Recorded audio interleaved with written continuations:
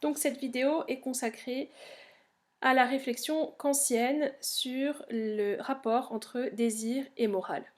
Donc Emmanuel Kant, philosophe allemand du XVIIIe siècle, va s'intéresser dans son travail sur la philosophie morale aux fondements de la moralité, notamment dans deux textes, Les fondements de la métaphysique des mœurs et dans la critique de la raison pratique. Donc c'est une réflexion ambitieuse, métaphysique, qui se demande sur quoi repose l'activité morale. Alors Emmanuel Kant a devant lui, au XVIIIe siècle, différentes options philosophiques déjà tracées, déjà ouvertes, et par rapport auxquelles il va se situer. La première option qui se trouve ouverte devant lui, c'est celle de l'utilitarisme. L'utilitarisme d'un John Stuart Mill, par exemple, philosophe anglais, ou encore Jeremy Bentham. Le propre de ces philosophes, c'est de postuler que les hommes n'agissent que par intérêt, que selon leurs désirs égoïstes, et qu'ils ne sont pas capables d'autre chose. Ils vont construire une philosophie morale à partir de ce présupposé, et donc une morale compatible avec les désirs individuels. Par exemple, Jeremy Bentham écrit dans son introduction aux principes de morale et de législation que le principe d'utilité, on peut le définir ainsi, on entend par ce principe le principe qui approuve ou désapprouve toute action, quelle qu'elle soit, selon la tendance qu'elle semble avoir à augmenter ou à diminuer le bonheur de la personne dont l'intérêt est en jeu. Point, fin de citation. Et Jeremy Bentham précise que ce principe s'applique à la fois aux individus comme aux communautés. Et qu'on peut appeler devoir les actions que nous prescrit ce principe. Alors, c'est là qu'il faut préciser. Nous n'appellerons pas devoir n'importe quel désir spontané. Nous appellerons devoir l'action qui est le résultat d'une rationalisation du désir. Et pour cela, ces philosophes vont se livrer à un calcul de, si vous voulez, la production de bonheur que génère chacun de nos désirs. Ils vont se livrer à ce qu'on pourrait appeler un calcul félicifique.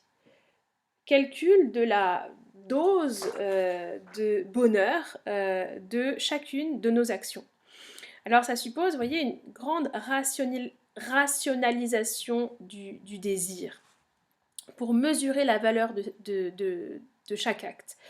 Et cette rationalisation va inclure dans le calcul 5 données. Il faut tout d'abord tenir compte de chaque plaisir distinct qui résulte de l'acte, de l'effet, deuxièmement, de ces plaisirs sur les plaisirs suivants, parce que je peux très bien commettre un acte qui me procure un plaisir immédiat, mais une douleur future. Troisièmement, il s'agit de faire la somme, d'additionner tous les plaisirs induits par cet acte et de soustraire aussi les douleurs induites. Quatrièmement, de tenir compte du nombre de personnes dont les intérêts sont en jeu et interfèrent avec notre plaisir. Et certains philosophes, comme John Stuart Mill, mais ce n'est pas le cas de Jeremy Bentham, certains philosophes rajouteront l'idée qu'il faut aussi s'intéresser à la qualité de ces plaisirs, pas seulement à leur quantité. Qu'il y a des plaisirs supérieurs et des plaisirs inférieurs. Et qu'aucune quantité de plaisir inférieur ne permet de pallier un déficit de plaisir supérieur. C'est ce qui fera dire à John Stuart Mill qu'il vaut mieux être Socrate insatisfait qu'un porc satisfait, qu'un imbécile ou qu'un porc satisfait, c'est-à-dire qu'un être qui se contente de plaisirs inférieurs. Voilà. Et donc si, après ce calcul complexe, la balance penche du côté de telle action, eh bien, c'est que cette action est bonne. Au contraire, on qualifiera de délit le désir qui détruit chez nous et chez les autres, un certain nombre de plaisirs, et même qui produit de la douleur. Voilà, donc on voit que ici la raison va se mettre au service de la vie morale. Et ce calcul complexe suppose trois choses qui poseront problème, on va le voir, pour Emmanuel Kant. Que les plaisirs soient premièrement distinguables, qu'on puisse vraiment distinguer des plaisirs inférieurs et supérieurs, que les plaisirs soient quantifiables et que leurs conséquences soient mesurables. Voilà. Donc ça c'est la première option, l'option de l'utilitarisme. Kant a devant lui une deuxième option philosophique, c'est celle du sentimentalisme. Nous en avons déjà parlé avec David Hume, mais j'en dis quelques mots. Il y a au XVIIIe siècle un certain nombre de philosophes qui vont fonder la morale, non pas sur un calcul rationnel comme les utilitaristes, mais sur le sentiment. Le XVIIIe siècle, c'est le grand siècle de l'invention du sentiment, qui vraisemblablement réagit à un excès de rationalisme et d'utilitarisme. Et toute une génération de penseurs va hisser le sentiment au rang de catégorie philosophique. Faire du sentiment une sorte de sixième sens, capable de sentir, de voir ce que parfois la raison ne sait pas voir. Et donc, la faculté de désirer, pour ces penseurs-là, les passions vont jouer un rôle essentiel. Le sentiment est capable, pour ces philosophes, de nous instruire, de nous ouvrir à l'autre. Il nous fait sentir sa douleur, il nous fait sentir son plaisir, dans la pitié, par exemple, avec Rousseau, dans la sympathie, avec Adam Smith. Voilà. Et un de ces sentimentalistes moraux qu'on a rencontré cette année est David Hume. Souvenez-vous, David Hume nous disait que quand la raison est incapable de me dire ce qu'il faut faire, par exemple, quand elle ne peut pas prouver qu'il vaut mieux que j'endure une petite égratignure plutôt que la destruction du monde entier qui me laisserait indemne, eh bien, quand la raison est incapable de me dire ce qu'il faut faire, ma sensibilité, elle, me le fait sentir par une sorte de sixième sens. Et donc, les philosophes vont fonder la morale sur ce sentiment moral. Et sur cet instinct auquel on peut se fier. Et donc cela suppose que notre sensibilité, pour ces philosophes-là, n'est pas égoïste, qu'elle a cette capacité à nous ouvrir à l'autre. Alors Emmanuel Kant va refuser ces deux grandes options, l'utilitarisme et le sentimentalisme. Et ces deux grandes options, elles sont intéressantes pour nous parce qu'elles ont la particularité de fonder la morale sur le désir. Même si bien sûr, c'est d'une manière différente, et même si bien sûr, elles ne considèrent pas que tout désir est moral. Kant, lui, va montrer que le désir, en général, est un principe de perversion de la moralité. Et il refuse de faire du désir le fondement de la moralité. Alors ce désir, il le nomme inclination. Le propre d'une inclination, c'est d'être un désir devenu habituel. Et l'inclination ne peut pas être, pour Kant, un principe de détermination de la volonté. Ça ne peut pas être le mobile qui me pousse à agir de manière morale. Ça peut me pousser à agir de manière prudente, peut-être, mais pas de manière morale. Pour lui, c'est la raison qui nous ouvre à la loi morale. Le désir, lui, peut, comme l'ont bien montré les utilitaristes, nous pousser à être prudents, à formuler des impératifs qu'il nommera hypothétiques. Si tu veux être en bonne santé, alors fais du sport. Ou ne sors pas de chez toi, comme c'est le cas aujourd'hui. Impératifs qui sont conditionnés par la recherche de la satisfaction. Et donc, le désir, l'inclination, est à la recherche de mon utile propre, de mon bien-être et du bonheur. Et cette recherche repose sur le calcul égoïste de ce qui me rendra le plus heureux. Donc, elle nous conduit à être prudent, elle ne nous conduit pas à être moral. Et Kant va montrer que la morale, elle, repose sur le pur respect de la loi morale que nous inspire notre raison. D'ailleurs, je vous le rappelle, petit rappel de cours de terminale, que nous prescrit cette loi morale? Elle ne nous prescrit pas ceci ou cela, elle ne nous prescrit pas quelque chose, elle ne nous prescrit pas la matière ou l'objet de notre action, elle nous prescrit une manière de faire, un comment. Elle se distingue, la loi morale, par la forme qu'elle donne à notre volonté. Et quelle est cette forme que la loi morale donne à notre volonté? Eh bien, c'est la forme de l'universel. Ce que la raison nous prescrit, c'est l'universalisation possible de nos actions afin de donner naissance à un monde cohérent. Dans toute action, je dois me demander, que se passerait-il si la règle de ce que je fais s'imposait à tout le monde? Que se passerait-il si celui qui me prête de l'argent ne pouvait pas se reposer sur la certitude que je le lui rendrais? Eh bien, ce qui se passerait, c'est que c'est la confiance même, la capacité à s'engager mutuellement qui serait compromise, et donc toute la vie sociale. Et Emmanuel Kant nous montre que seule la raison voit aussi loin. Le sentiment et même l'intérêt sont souvent court-termistes. Par exemple, dans la crise écologique, je sens que si j'élimine tous les emballages plastiques de ma cuisine, ça ne va pas réduire significativement l'amoncellement de plastique dans les océans. Mais ma raison me montre que si je reproduis cela à une échelle universelle, alors le monde qui en résulte n'est pas viable.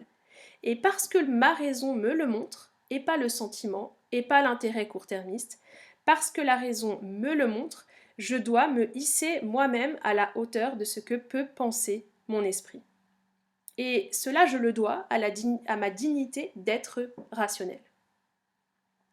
Donc, ce n'est pas le désir, dans sa pure formalité qui doit nous inspirer, ce n'est pas le désir qui doit nous inspirer, mais la loi morale dans sa pure formalité et rien d'autre. Alors qu'est-ce que Kant reproche exactement au désir? Pourquoi est-ce qu'il refuse de fonder la morale sur le désir? Eh bien, premièrement parce que, contrairement à ce qu'a dit Stuart Mill, il est très difficile de distinguer qualitativement nos désirs, de dire qu'il y a des désirs supérieurs et inférieurs. Deuxièmement, il est impossible, ça c'est vraiment le cœur de son argument qui revient dans tous ses textes, impossible de mesurer les conséquences de mon action. Vous voyez ce calcul savant que font les utilitaristes moraux, qui consiste à... Excusez-moi, je crois que ça a coupé. Ce calcul savant que font les utilitaristes moraux, qui consiste à prendre en compte tous les paramètres, mon plaisir, ses conséquences, la somme des plaisirs, ceux des autres, etc. Ce calcul est tout bonnement impossible. Parce que bien souvent, il y a une disproportion totale entre mes actions et leurs conséquences, directes, indirectes. Parce que la vie pratique, l'action, combine une infinité de paramètres, souvent contingents, et que ce calcul grandiose n'est pas à notre portée. Je cite Kant: le problème qui consiste à déterminer d'une façon sûre et générale quelle action peut favoriser le bonheur est un problème tout à fait insoluble. Point, fin de citation. Donc, l'utilitarisme moral perd ici l'un de ses plus précieux outils. D'autre part, troisième critique que Kant formule, Bien souvent, j'y réinsisterai un peu plus loin, la moralité suppose de mettre de côté nos désirs et nos plaisirs. Elle suppose des sacrifices. Et bien des fois, il faut que je renonce à mon bien-être pour être morale. Et donc, si je ne cherche que mon utile propre, la conséquence est immédiate. Je renoncerai bien plutôt à la morale qu'à mon propre bonheur. Enfin, dernière critique formulée au désir, ce qui rend le désir incapable d'entrer dans la sphère de la vie morale, c'est pas le contenu de ce qu'il me conseille. Il peut être bon conseiller, le désir. Mais le désir est pernicieux, non pas dans sa matière, comme je l'ai dit plus haut, mais dans sa forme. Parce qu'il est changeant, subjectif, contingent, il n'a pas la nécessité, l'universalité, l'implacabilité de la loi morale. Et surtout, il est intéressé, contrairement à la loi morale. Donc, conclusion pour Kant, seule la raison pratique et ses maximes universelles garantissent la moralité de mon intention. Donc, pour Kant, ce qu'il appelle la faculté inférieure de désirer n'a aucun rôle à jouer dans la morale. Alors, élargissons un petit peu le propos pour bien sentir l'enjeu de ce que démontre Kant. En fait, et ça c'est une constante dans la philosophie kantienne, Kant va mettre en lumière la dualité et la contradiction de l'homme. L'homme est un être contradictoire, brisé, qui abrite en lui deux dimensions incompatibles. D'un côté, il appartient au règne de la nature. D'un côté, c'est un animal. Et par ce côté-là, son côté animal, c'est un être de désir qui cherche légitimement, on n'a pas à le culpabiliser pour cela, il cherche légitimement son bonheur.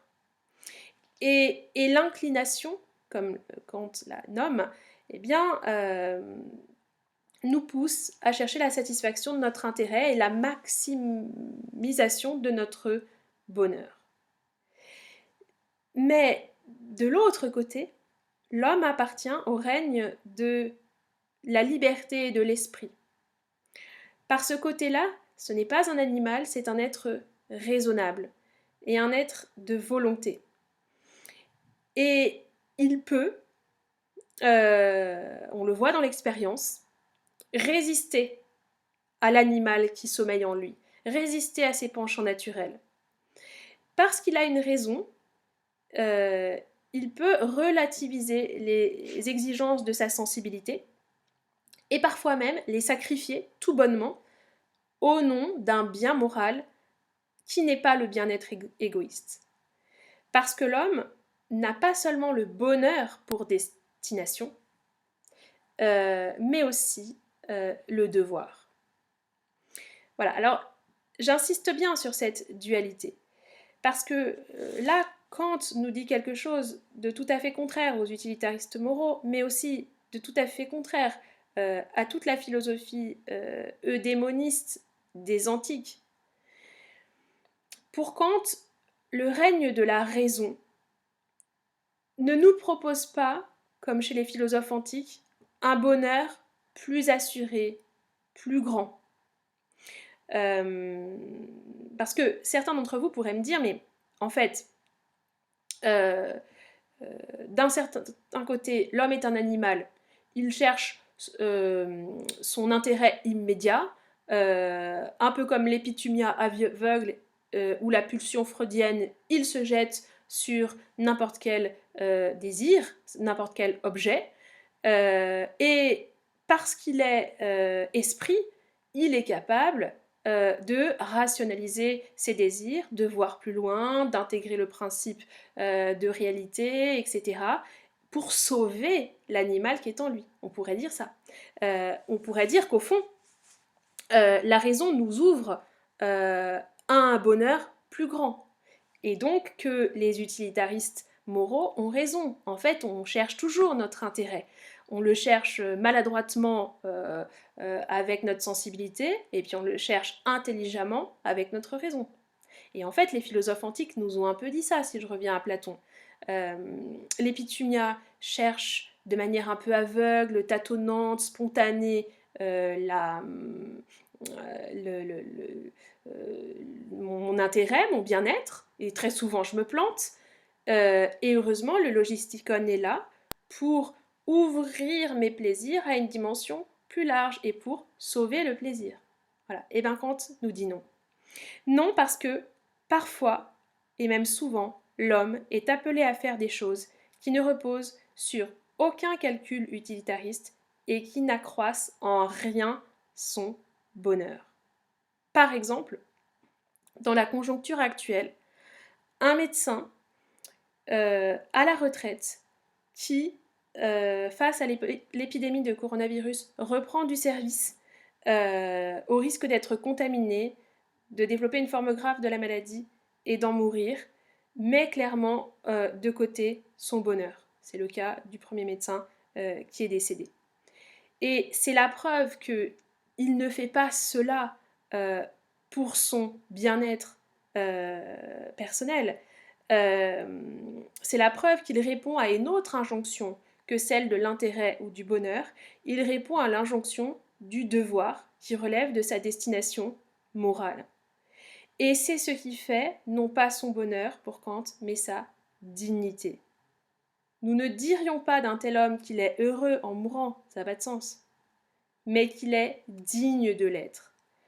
Pourquoi ? Parce que lui, peut-être, plus que les autres, le mérite. Donc, vous voyez, c'est une conséquence très importante pour notre année. Par rapport aux philosophes utilitaristes et par rapport aux philosophes eudémonistes, comme tous les philosophes antiques, Kant relativise la place du bonheur et par là même la place du désir dans nos vies. Non, le bonheur n'est pas la recherche principale de notre existence et le désir n'est pas l'essence de l'homme. En tant qu'être rationnel, nous sommes appelés à autre chose que le bonheur. Et d'ailleurs, Kant insiste lourdement sur cette idée que si la nature avait eu pour nous le seul but, aucun autre but que le bonheur, elle s'y serait bien mal prise en nous donnant la raison. Parce que la raison, très souvent, par ses ratiocinations, eh bien, ruine notre sérénité. L'intelligence est souvent un poison qui perturbe notre tranquillité, qui nous pose des dilemmes pénibles. L'instinct est plus efficace. La raison n'est pas efficace pour produire notre bonheur. C'est donc, si nous avons cette raison, c'est donc la preuve que nous sommes appelés à autre chose que les êtres naturels, nous sommes appelés à autre chose que le bonheur, nous sommes appelés à la vie morale. Et bien souvent, cette vie morale ressemble à un combat avec le désir. Car il faut se garder de toute forme d'angélisme. Nous ne sommes pas spontanément en accord avec la loi morale. Parce qu'un animal sommeille en nous, qui réclame son dû, qui réclame sa part de bien-être, sa part de bonheur. Et nous n'avons jamais fini d'en découdre avec nos inclinations naturelles. Kant ne dit pas que ces inclinations naturelles, il faut absolument les faire taire et que nous devions tous devenir des ascètes. Non, il faut nourrir dans une certaine mesure l'animal qui se manifeste en nous et exige un certain nombre de satisfactions. Mais la vie morale, lorsqu'elle se présente à nous dans un certain nombre de dilemmes ou de situations, eh bien, passe presque toujours par une humiliation violente de notre sensibilité, de nos inclinations, de cet amour de soi qui voudrait occuper la place de la loi morale. Être moral, ça fait mal. Pourquoi ça fait mal ? Parce que ça coûte à l'animal que je suis, qui en toute chose voudrait sauver sa peau. Je ne sais pas si j'ai l'impression que ça a coupé.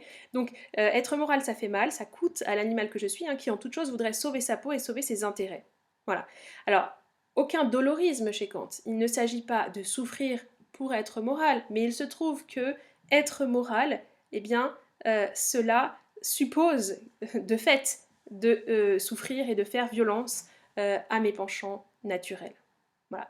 Et pourquoi? Parce que nous sommes cet être divisé et que la vie morale nous place bien souvent au carrefour d'exigences contraires. Et c'est pour ça qu'elle se vit comme un combat avec le désir, la vie morale. Voilà. Et il faut se garder pour Kant de deux tentations symétriques. La tentation de l'angélisme, qui pourrait croire, comme le saint, qu'on est totalement en accord avec la loi morale et qu'on peut se libérer, débarrasser du désir. Et la tentation du bonheur animal, qui pourrait vouloir être seulement bien dans ses baskets et se débarrasser des injonctions de la raison. Voilà, alors revenons maintenant à notre sujet. Y a-t-il des désirs coupables? Kant répondrait deux choses. Oui, il y a des désirs coupables, au sens où nos désirs ont des comptes à rendre à une instance extérieure et étrangère, ma destinée d'être rationnelle, au devoir et à la loi morale. Il y a des désirs qui peuvent être objectivement qui peuvent s'écarter de la loi morale. Mais deuxièmement, et ça c'est très important par rapport à Saint-Augustin, Kant insiste bien, la sensibilité, les inclinations ne sont pas en elles-mêmes mauvaises.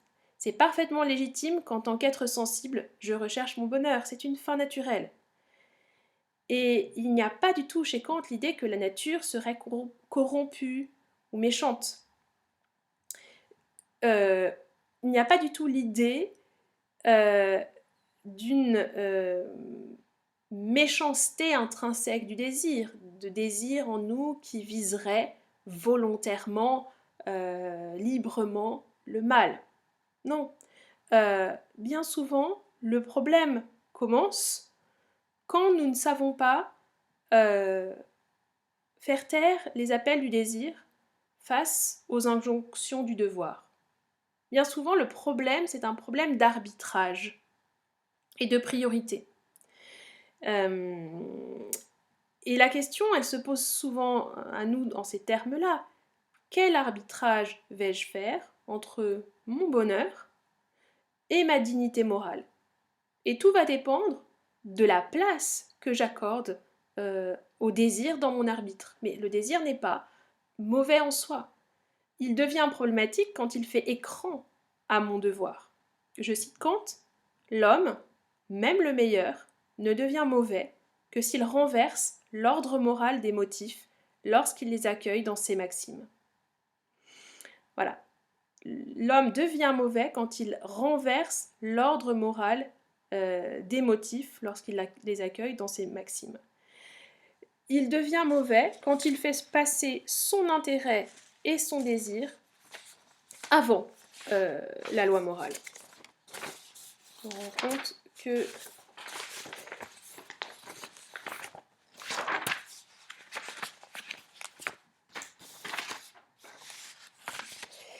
et donc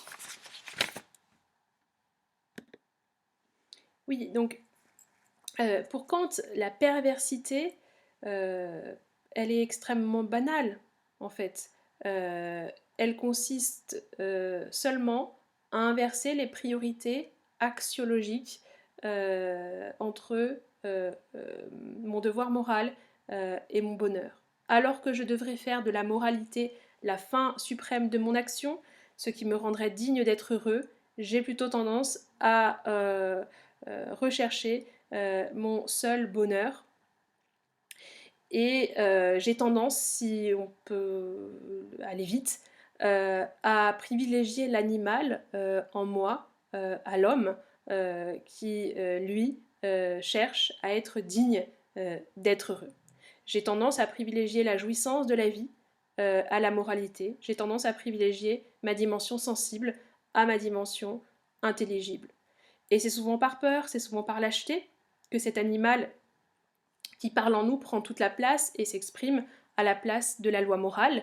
C'est par lâcheté que je défends plutôt mon beefsteak, ma classe sociale, ma peau, plutôt que l'humanité.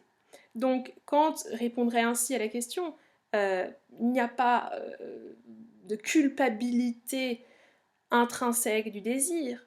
Le désir devient coupable quand il fait écran aux appels du devoir et quand l'animal en nous prend le pas sur le sujet moral. Voilà ce qu'on pourrait dire avec Emmanuel Kant.